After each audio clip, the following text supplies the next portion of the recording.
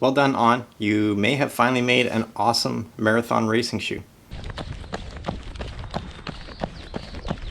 Hey guys, Dusty here. About 2 hours ago, my new Cloudboom Echo just arrived at my house, and I have already taken them out for my very first run, and I just finished actually, and here are my first run impressions. So the new Cloudboom Echo is On Running's new marathon race shoe. Doesn't have a full carbon fiber plate, but it's a carbon infused speed board. And anyways, it's high stack height, very cushioned, and it's made to compete with the Nike Vaporflies, the Alpha Fly, the Saucony Endorphin line. So the men's version, at least I'm unsure of the women's, but the men's has an 8mm drop with a stack height of 36 in the rear and 27 in the forefoot. So high stack height, coming just under that 40mm limit. And my men's size 8.5 weighs in at 7.6 ounces or 216 grams. So very light for a marathon race shoe.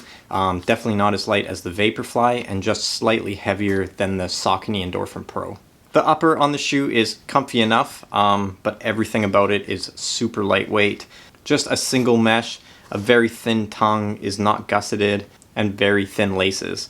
You get very minimal padding in the heel. There is a little bit of structure to this heel counter, but overall very minimal, but I didn't really have any issues, but we'll get to that in a second. The midsole on the shoe, at least for the last half, features On's Cloud Pods, so these individual Cloud Tech or Cloud Pods. They compress individually. Typically in On road shoes you have a tendency to pick up rocks. And this shoe isn't made for trails, but the Cloud Pods are positioned far enough apart. I think it would be really hard to pick up a rock. You might pick up something in this channel in the middle though. And then the forefoot is closed in. They don't really have those Cloud Pods. And On Running is using their Helion midsole foam. And that foam, at least in other shoes, is usually pretty firm. But surprisingly, in this shoe, it's very soft. It's certainly nowhere as soft as like Nike's Zoom X foam, but for an On Running shoe, very, very cushioned. And then of course you have the carbon fiber infused speed board, which runs the length of the shoe and curves up pretty aggressively in the toe area. And then if we move along to the outsole, there's plenty of rubber in the forefoot. It looks like it's going to be pretty grippy as well.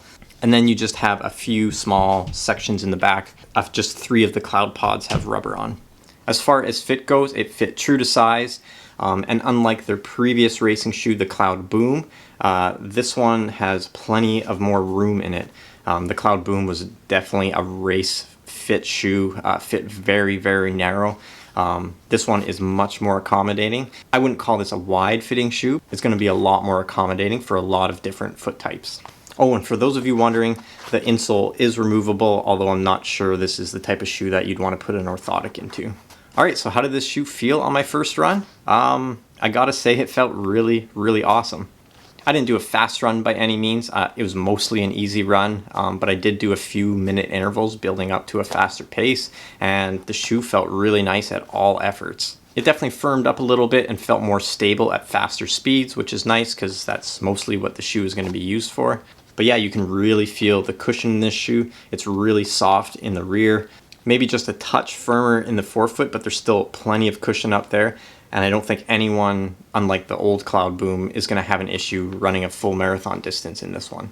The lockdown in the shoe was good enough. My foot wasn't flopping around. It wasn't too tight. It was just right. But where I found the shoe really comfy was definitely the ride of the midsole. It's wide enough and not too soft that it didn't feel unstable.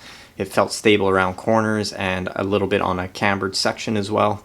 I gotta say, this shoe is really just a joy to run in. Because this isn't 100% carbon fiber plate, it is a little bit more flexible in the middle. However, this forefoot is very, very stiff.